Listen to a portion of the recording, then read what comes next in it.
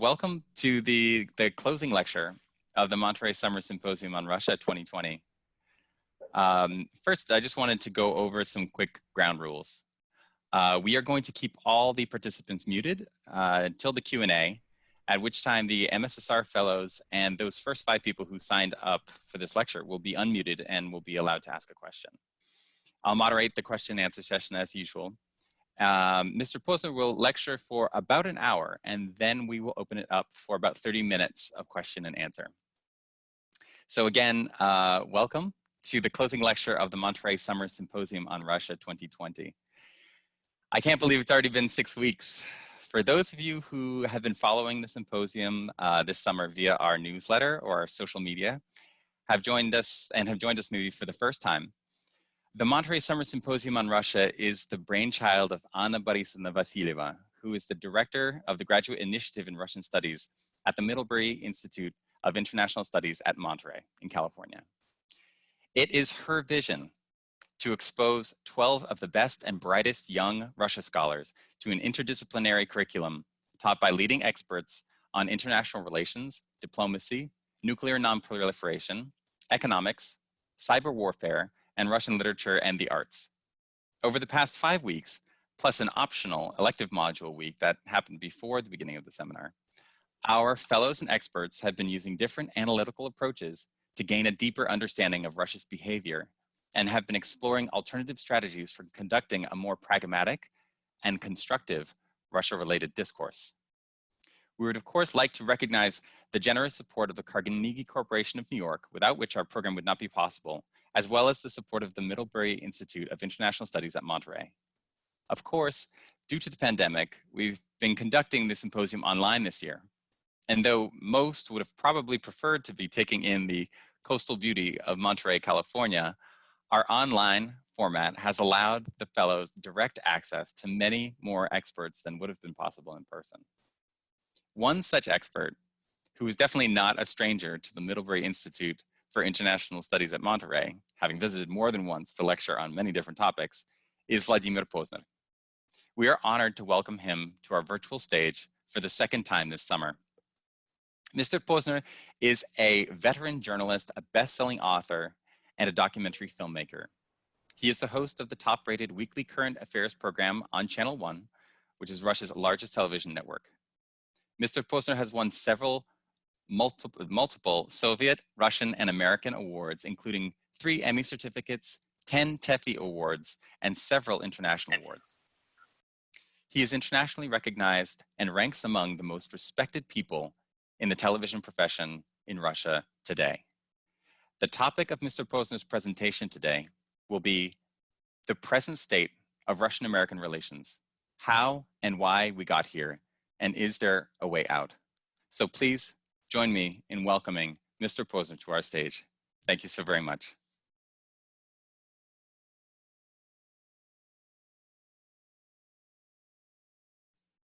And this is where the applause would happen if this were in person.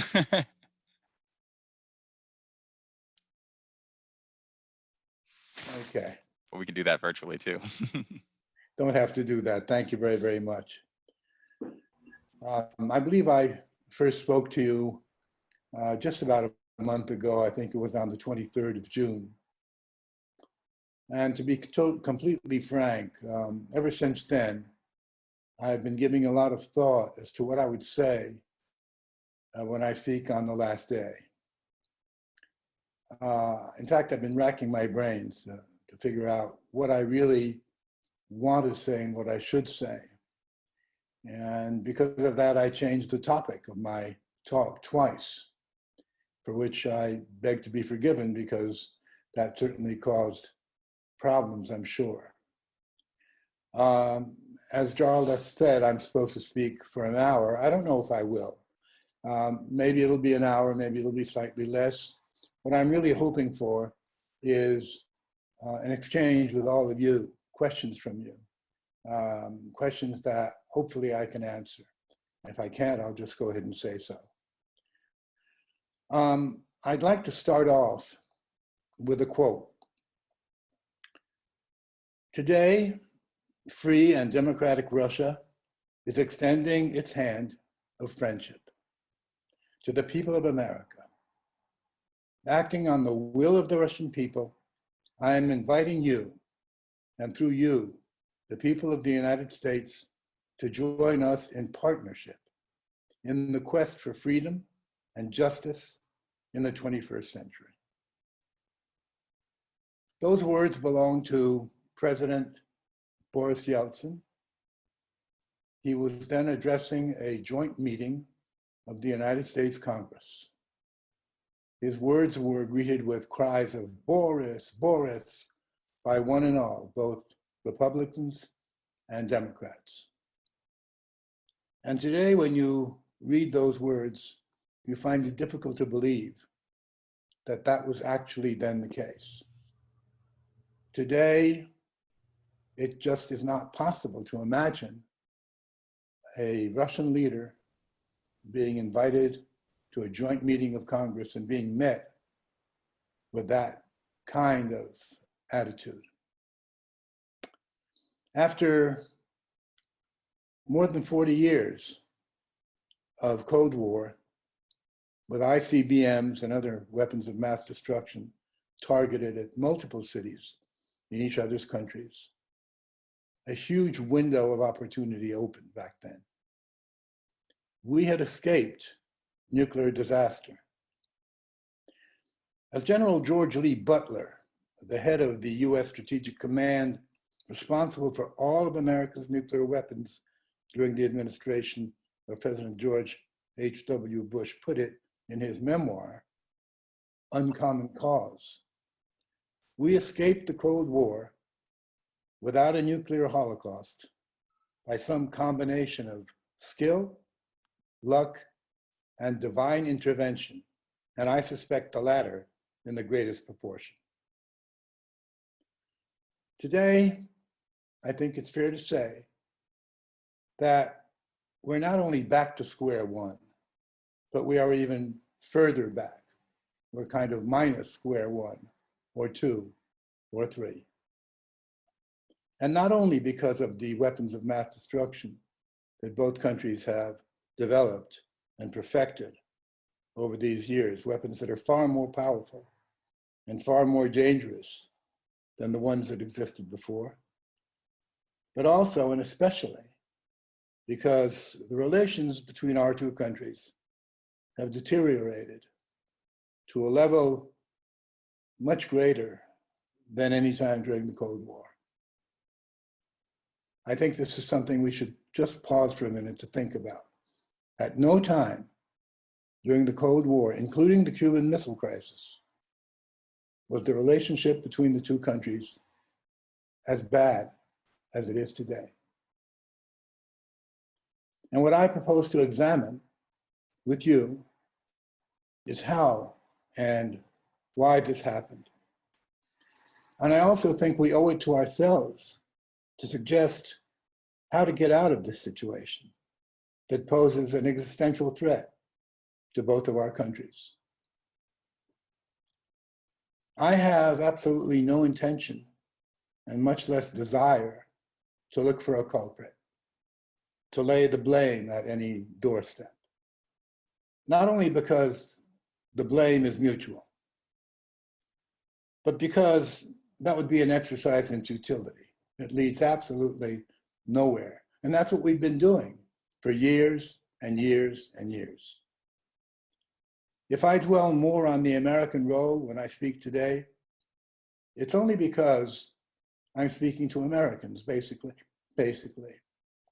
If I were speaking to Russians, I would, of course, dwell more on the Russian role in having created this situation.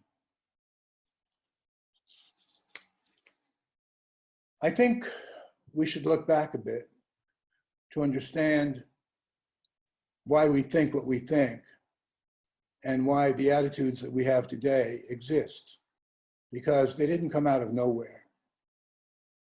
With the Bolshevik Revolution of 1917, Soviet Russia, first Soviet Russia, and then the Soviet Union, was seen by the United States as a dire threat. And may I say, rightly so. After all, the Soviet Union aspired to develop a communist system, not only in its own country, but it also set the goal of spreading that system worldwide, declaring capitalism its mortal enemy. And since the leading capitalist country was the United States, the face-off, the confrontation between the USSR and the USA became inevitable. This affected both foreign and domestic policy in both countries. In the USSR, it ultimately led to what I would call draconian, sometimes bordering on terrorist measures against so-called enemies of the people. Ultimately, this led to the creation of the infamous Gulag. This led to the death of and incarceration of hundreds of thousands of absolutely innocent people. Insofar as the United States is concerned, it led to something that became called the Red Scare, a refusal to acknowledge the existence of the Soviet Union, and much later to McCarthyism. When Hitler came to power in Germany, Western policy banked on the hope that fascist Germany would attack communist Russia. And when it did, future United States President Harry S. Truman, then a senator from Missouri, made the following statement. You may have heard it, but I'll repeat it anyway. He said, if we see that Germany is winning, we ought to help Russia. And if we see Russia is winning, we ought to help Germany. And that way, let them kill as many as possible. Although I don't want to see Hitler victorious under any circumstances. That gives you an idea of what the actual view of each other was. It is true that World War II brought us together as allies, but that partnership was short-lived, I might say. The theoretical fear on the part of the West and the United States in particular of the spread of communism became a reality. On March 5th, 1946, less than a year after the end of World War II, speaking in Fulton, Missouri, Winston Churchill said the following: from Stettin in the Baltic to Trieste in the Adriatic, an iron curtain has descended across the continent. Behind that line lie all the capitals of the ancient states of Central and Eastern Europe. Warsaw, Berlin, Prague, Vienna, Budapest, Belgrade, Bucharest, and Sofia. All these famous cities and the population around them lie in what I must call the Soviet sphere, and all are subject in one form or another, not only to Soviet influence, but to a very high, and in many cases, increasing measure of control from Moscow. I think it's fair to say that that was the birth of the Cold War. And I would add, at least in my own view, that the virtual occupation of those countries by the Soviet Union was perhaps one of those tragic mistakes, policy mistakes, that that country ever made. In July 1947, in the issue published on that month of Foreign Affairs, American diplomat George F. Kennan, probably one of the most outstanding diplomats of the United States in the 20th century. He wrote that the United States should pursue, and I'm quoting him, a long-term, patient, but firm and vigilant containment of Russian expansive tendencies in the hope that the regime would mellow or collapse. That was a policy, the policy of containment, that became the basic American policy vis-a-vis the Soviet Union. In the following years, the world witnessed the Korean War that split that peninsula into two different countries, one communist, the other not. That was followed by China becoming a communist country, and slightly later, Cuba and Vietnam. Apprehensive of a possible aggression by the Soviet Union, the West, led by the United States, created NATO, the North Atlantic Treaty Organization, a military and political bloc that was followed by the creation of the Warsaw Pact. To my view, a bogus organization that was created by the Soviet Union in answer, supposedly, to NATO. It was its version, if you will, of NATO. The two sides never actually experienced military conflict, but they came very, very close.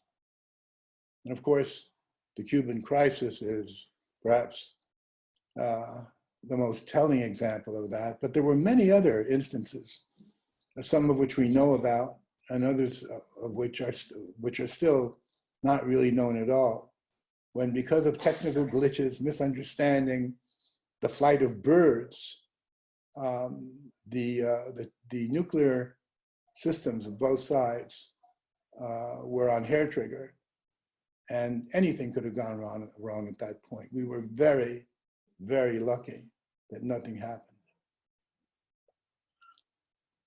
But that did not stop. None of those issues, none of those terrifying moments really changed policy on either side. We did fight each other, but by proxy. We fought in Vietnam. We fought in Afghanistan. And interestingly enough, neither side won. Both lost. Which should have taught us a lesson, but it really didn't. We went on producing our weapons of mass destruction. And when I say our, I'm speaking of both countries. Now, looking back over that history, we must understand that there were reasons for mutual fear and distrust. And we must keep in mind that for nearly 80 years, Russia and America were mortal enemies. That means that nearly 4 generations of people in both countries, Americans and Russians, grew up under circumstances that could not but affect their way of thinking, their understanding, their attitudes towards each other. This was inevitable. Nothing could be done about that. And so, when even today we speak to people about each other's countries and we get negative responses, that is the result of those many, many years of confrontation. And it's almost an automatic knee-jerk reaction. Hardly anyone really expected the radical changes that occurred when Mikhail Gorbachev came to power, much less the collapse of the Soviet Union only a few years later. this was a total surprise, not only to the West, but to a very large degree to the Soviet people themselves. Now, what is important to keep in mind is how that event, which, by the way, President Putin called, I believe, a world tragedy, was seen by the people in both countries. The reason Putin, of course, called it a tragedy was because something like 25 million Russians found themselves living abroad. They had been living in one country called the USSR, which became 15 different countries. And in those 14 other countries that were not Russia proper, there were 25 million Russians who found themselves foreigners. It's hard to imagine, but you could try by imagining the falling apart of the United States. And suddenly you say, I'm no longer American, what am I? Texan or something like that. It's that type of situation. But essentially, what Russians felt after the collapse of communism was, we did it. We did it. And you should be grateful to us that we did it. And you should take us into your arms, if you will, and accept us now as part of the world community. And that's pretty much what Yeltsin was saying when I quoted his words to the United States Congress. We're offering to be partners. That's a key word, in that partners means equals. And we're offering to do this together, to see to it that all the things that have gone wrong in this world, to a very large degree because of us, because of our confrontation, because of what we've been doing, those things can be righted so that in the 21st century, people will live a safer, positive, and happy life. Now, in that same year of 1992, that Yeltsin addressed the United States Congress, a man by the name of Paul Wolfowitz, who was Undersecretary of Defense for Policy, produced a document that came to be called the Wolfowitz Doctrine. It was not intended for public release, but it was leaked to the New York Times on March 7th, 1992. And what is not often mentioned, but worth keeping an eye on, was that that document has played, and continues to play a role in US policy vis-a-vis Russia. I think it's at this point important to note that this window of opportunity that was presented by Boris Yeltsin offered two ways, if you will, of looking at Russia proper, this new country that appeared as a result of the collapse of the Soviet Union. What kind of a country, one should have asked themselves back then, should this become?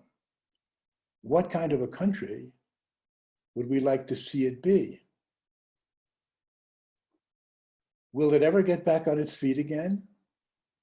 And if it does, what's it going to be like? Is it going to be threatening, or is it going to be a partner? And there were a lot of arguments about that in the United States at a very high level. There were those who said, yes, Russia ultimately will come back. And so we should care about what kind of a country it's going to be when it does come back. And there were others who said, no, it's all over. Russia will now be a secondary, a third-rate country, a country that cannot really in any way, or will not really in any way affect the rest of the world. A small, perhaps not small, because it's physically still very large, but with no real power. And there were some who said, and that's the way it should be. And the Wolfowitz Doctrine said precisely that, among many, many other things, because the Wolfowitz Doctrine was about policy in general, not just vis-a-vis Russia. Well, it was a policy that one could call, presented by Mr. Wolfowitz, of unilateralism, preemptive military action, American supremacy. America, with the downfall of the Soviet Union, had automatically become the only superpower. And that was, according to Mr. Wolfowitz, the way it should be and the way it should remain, and under no conditions should that change. That was met with a lot of criticism in the United States. I remember that later on, when the Wolfowitz Doctrine became part of the Bush Doctrine, Senator Edward Kennedy said that it was a call for 21st century American imperialism that no other nation can or should accept. That was one view. Of course, there were many others. Crucially important, Russia did not see the end of the Cold War as a defeat, but it rather as an opportunity to become part of the international community. Whereas the United States saw it as a victory and as opening the way to American supremacy. Not all people, but certainly a lot of the people who were decision makers. And if we look for the real reason for why we stand where we are today, not the different acts, not the different events, not the different speeches that were made on both sides, but at the real heart of the issue, I think we'll see something that perhaps we don't think about very often. Thomas Graham, who I believe spoke to you more than once during the seminar, wrote the following: at the core of Russian identity is the deeply held belief that Russia must be a great power and that it must be recognized as such. Ever since Peter the Great brought Russia into Europe at the beginning of the 18th century, the belief in Russia's predestined role in the world has informed Russian thinking and action. I think Mr. Graham hit the nail right on the head. The Russian people have never doubted the fact that theirs is a great country, a country that plays and must play a highly important role in the world, that it is secondary to no other country. And that is precisely what the Wolfowitz Doctrine refuses to take into account. I'm not, at this point, trying to paint a negative picture of Mr. Wolfowitz or of those who accepted his view. But what I'm trying to point out is that the decision that Russia was gone, would not come back, would remain a relatively unimportant country, was a great mistake. just as the Russian decision to move into Eastern Europe and to kind of force its system on those countries was a great mistake. It took a long time for the mistake to come back and hit them, but it did. It did. And if the relationship today between Russia and those countries is far worse than with any other country that Russia never did occupy, be it France, Germany, Spain, Italy, you name it, it's precisely because of what happened back then. The decision to ignore the possibility of Russia coming back, I repeat, was a great mistake.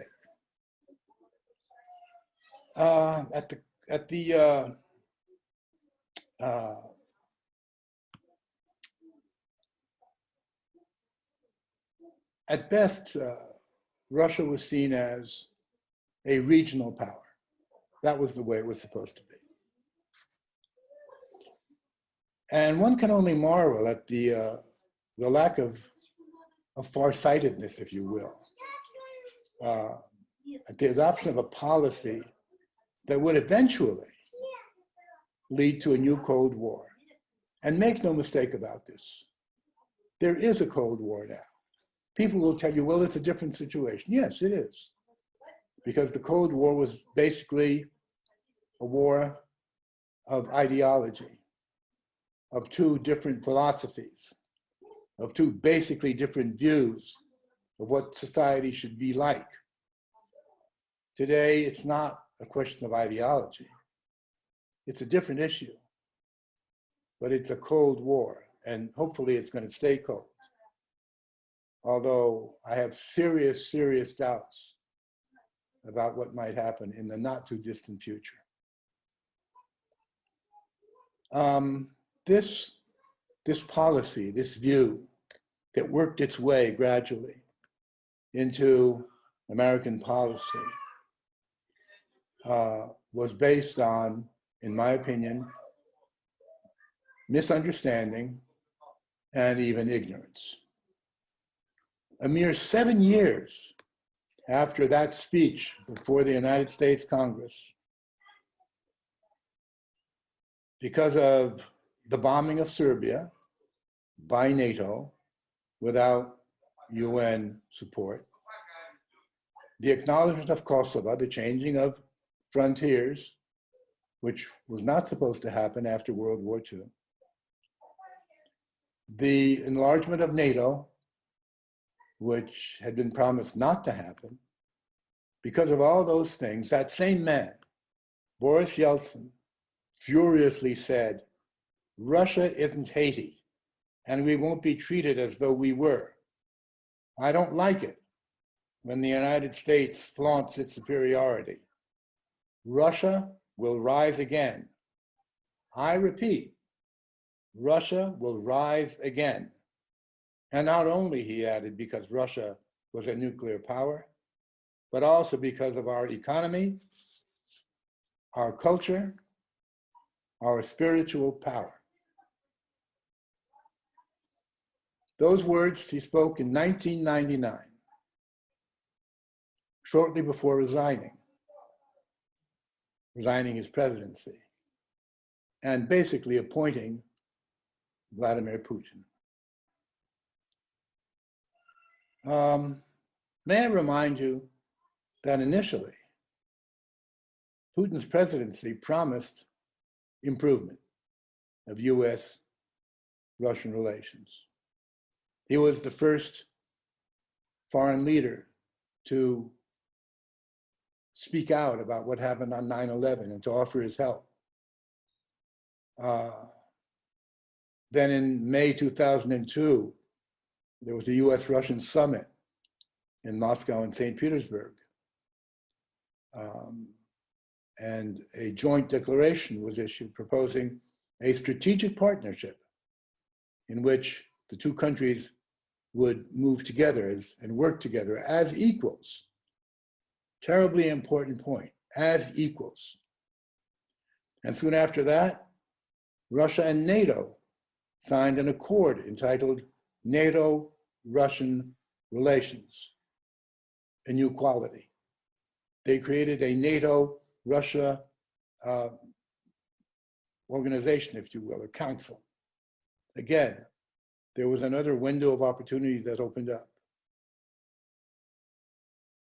And that window was slammed shut by the Orange Revolution in Ukraine in 2004. Now, Russia, in particular, Mr. Putin, felt that the United States played a key role in orchestrating that revolution. There can be a lot of arguments about whether or not that's true. After I've deeply studied that issue, I do think that the United States was very active in promoting and helping that revolution take place. And let's not forget, Ukraine is on Russia's border, and it's a large border.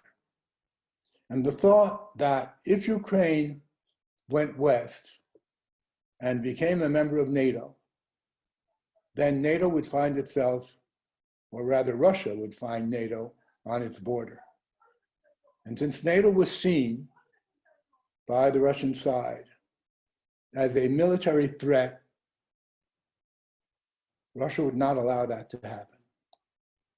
And I believe that was really the breaking point, although officially the breaking point came later. It came in Munich in February of 2007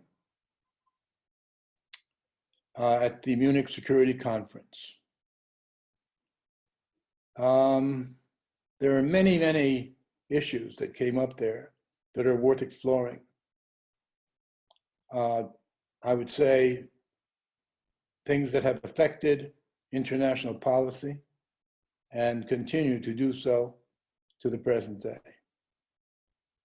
But I would like to focus your attention on just one issue, what President Putin referred to as the unipolar world. Here's what he said.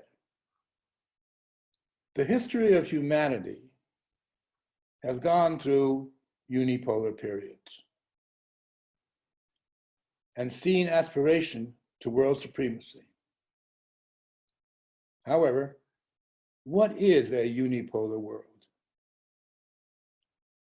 However one might embellish this term, at the end of the day, it refers to one type of situation, namely one center of authority, one center of force, one center of decision-making. It is a world in which there is one master, one sovereign. And at the end of the day, this is pernicious, not only for all those within that system, but also for the sovereign itself, because it destroys itself from within. And he added, this certainly has nothing in common with democracy, because, as you know, democracy is the power of the majority in light of the interests and opinion of the minority. I consider that the unipolar world, the unipolar model, is not only unacceptable, but also impossible in today's world. From that point on, and I would recommend that you look it up and if you will, study what happened afterwards. From that point on, President Putin was seen, portrayed as dangerous, evil, and actually unacceptable. I could give you endless quotes about what was said during the following years about Putin. And it will be said that, well, that was for different reasons, because he did this or he did that, or he said this or he said that. But in fact, the reason is that Mr. Putin refused to accept American leadership. That is really at the basis of the change, or of the present, let me put it this way, the present relationship. As I said, in this particular talk, I dwell more on the American side, simply because I am speaking to Americans, basically. But I'm not in any way absolving the Russian side, as if the Russians were the victims. Russia played its negative role. And if you want to ask me about that later on, I'm happy to dwell on that. But this particular issue, recalling what Thomas Graham said about the core of Russian identity, we are a great country. And if you do not accept that, if you do not accept us as equals, then there is no way that we can be partners. Of course, so that in a nutshell is what happened. The refusal of Russia to accept American world leadership. And of course, followed by the furious anti-Putin, anti-Russia reaction, because for some strange reason, Putin and Russia are put together in one, as if it were just one unit. And that has led, in my opinion, to what underlies the situation we're in today, that have bordered on aggression and that we have witnessed since then. Of course, now, with the aggression I'm speaking about is Ukraine, Crimea, Syria, Lebanon, Iraq, Afghanistan, so on. On the cover of the first issue of the Bulletin of Atomic Scientists, which was published in June 1947, there first appeared a drawing of what came to be called the Doomsday Clock. And on that drawing, the minute hand was set at 7 minutes to midnight. Midnight being nuclear war, nuclear catastrophe. Since then, that minute hand has been moved 24 times. The further back it ever was from midnight was 17 minutes. And the closest it ever was to midnight was 100 seconds. And that happened this year, in 2020. It's the closest that minute hand ever came to midnight.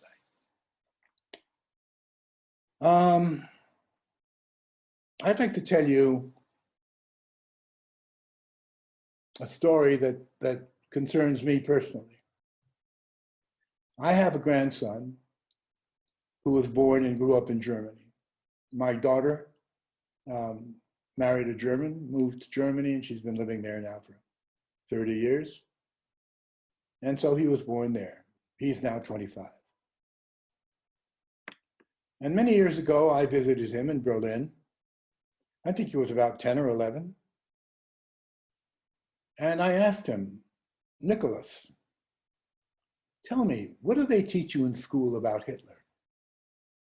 About Nazi Germany? What do they tell you? And he said, you know, they tell us it's not just Hitler who was to blame, and it's not just the Nazi Party. It's the German people. Because the German people supported Hitler and supported the Nazi Party. And I must tell you, I was shocked, because I thought, in what other country would they teach something like that? that the people are to blame for what their governments do. But the more I've thought about that, the more I think it's true. I think ultimately we're the ones who vote for, support our governments. So when I think of the situation we have today, a situation that is really, really dangerous, and for some reason we don't protest. You don't in America, and we don't in Russia. We don't demand that our government stop producing those weapons of mass destruction. You know, not that many years ago, back in the 1980s, there were such protests. Thousands of people, not in the Soviet Union, obviously, which being a totalitarian country would never have allowed its people into the streets, but all over the world, not so much in America, but certainly in Europe, there were huge demonstrations against the development of nuclear weapons. There are none anymore. You have protests now in the United States on the issue of Black Lives Matter, which is very important, but the fate of the world matters just as much, doesn't it? And yet somehow we refuse to think about that. We do not demand that our governments cease producing these weapons of mass destruction. Cut back on them, seriously. We don't do that. And ultimately, if some catastrophe were to happen, we would be the ones to blame.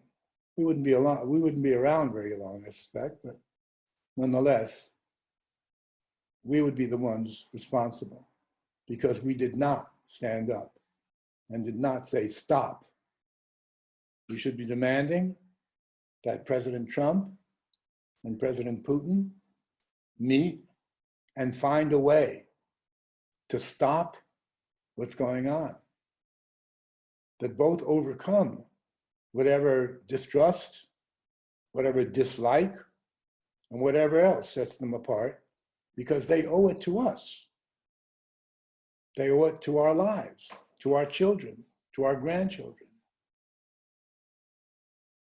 It seems to me that we wait for someone else to do this. So, as I finish this rambling talk of mine, I think we should give a lot of thought to the present situation. I think we should forget about accusing each other of different things that we may have done, but they are of no importance when we think of the fate of civilization. And that's what we're talking about. The way things stand today, I think an accidental nuclear exchange is a reality. And I think that when you are not far away from a presidential election,